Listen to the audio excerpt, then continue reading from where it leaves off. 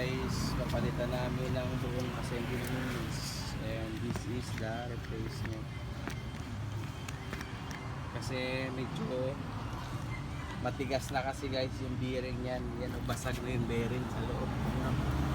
Basag, nahirap ng umikot. Yan, matigas. At tingnan nyo, basag yung bearing yan. So yung papalitan natin yung buong assembly ng wheels. Yan, sa mga may ganitong issue din ng luggage guys, gumagawa po kami yan.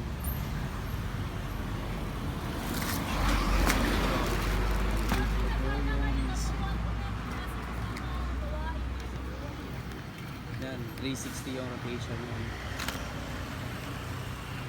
Doy, ayos na yung ginawa mong gulong na pinalitan ng buong housing.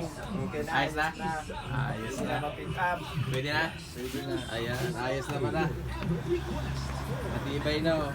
360 degree na yung rotation oh. Hindi ka tulad dati na sira talaga yung bulitas. Ayan na, ayos na. Guys, sa mga magpapagawa ng ganyan, PM lamang po sa Facebook page namin.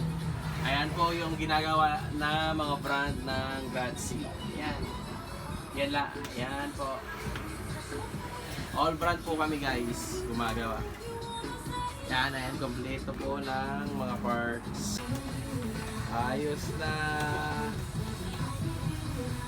Yes.